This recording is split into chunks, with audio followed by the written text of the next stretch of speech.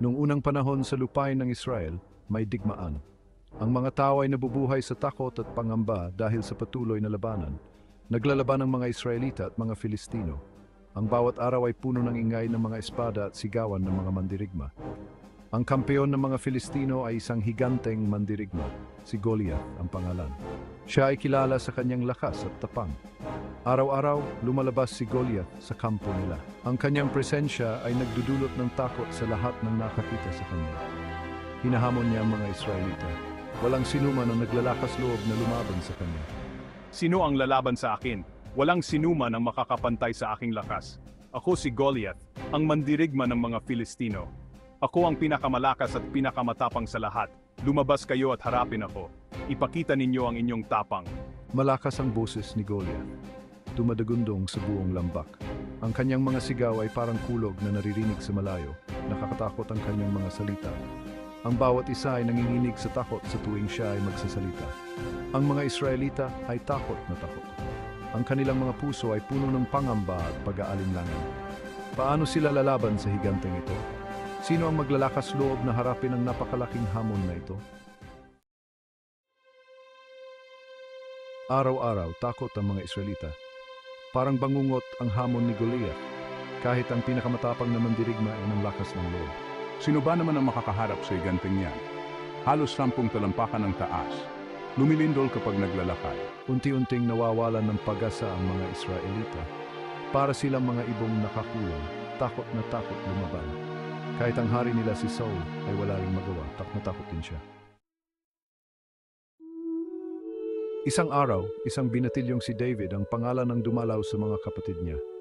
Ang mga kapatid niya ay mga sundalo sa hukbo ni Haring Saul at sila ay naghahanda para sa isang malaking labanan. Sundalo ang mga kapatid niya ni Saul.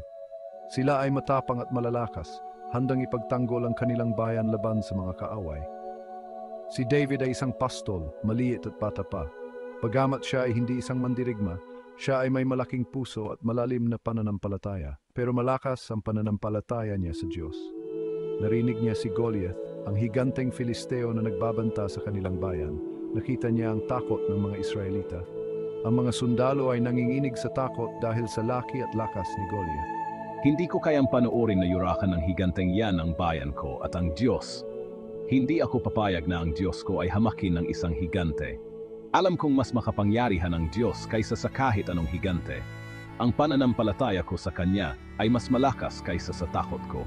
Alam ni David sa puso niya na mas malakas ang Diyos. Ang kanyang pananampalataya ay nagbibigay sa kanya ng lakas at tapang kaysa sa kahit anong panganib. Kahit gaano pa kalaki ang hamon, alam ni David na ang Diyos ang kanyang sandigan at tagapagtanggol. Nang marinig ni David ang mga panghahamon ni Goliath, agad siyang nagsabi na siya ang lalaban. Nagtawanan ng mga tao, pati mga kapatid niya.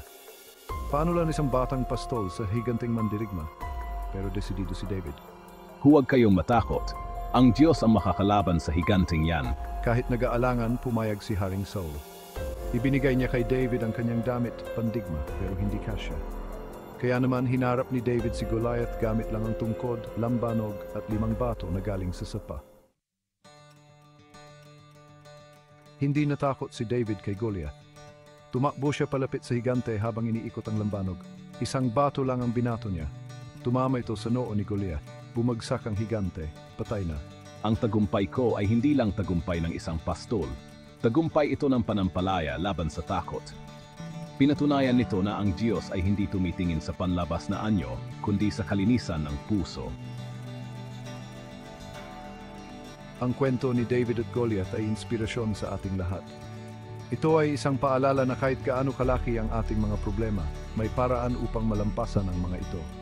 Sa bawat laban may pag-asa. Lahat tayo may mga Goliath na hinaharap, mga pagsubok na tila napakalaki at mahirap talunin. Ngunit sa bawat hamon may pagkataon tayong ipakita ang ating tapang at determinasyon. Problema, takot o pagsubok na parang hindi natin kaya. Ang mga ito ay bahagi ng ating buhay, ngunit hindi tayo dapat panghinaan ng loob. Ang bawat pagsubok ay may solusyon. Pero ipinaalala sa atin ni David na gaano man kalaki ang problema, mas malaki ang Diyos. Ang pananampalataya at pagtitiwala sa Kanya ang magbibigay sa atin ng lakas upang malampasan ang lahat ng pagsubok. Huwag tayong matakot humarap sa mga Goliath natin. Ang tapang at pananampalataya ang ating sandata sa bawat laban. Sa bawat hakbang, kasama natin ang Diyos. Magtiwala tayo sa Diyos, magpakatapang, at gamitin ang ating mga talento. Ang bawat isa sa atin ay may kakayahan at talento na ibinigay ng Diyos upang magtagumpay. Tandaan natin ang tagumpay ay hindi dahil sa lakas natin, kundi dahil sa kapangyarihan ng Diyos. Ang kanyang gabay at biyaya ang magdadala sa atin sa tagumpay. Kaya lumaban tayo ng may pananampalataya at determinasyon. Siguradong magtatagumpay tayo. Ang bawat laban ay isang hakbang patungo sa tagumpay, basta't kasama natin ang Diyos sa bawat hakbang.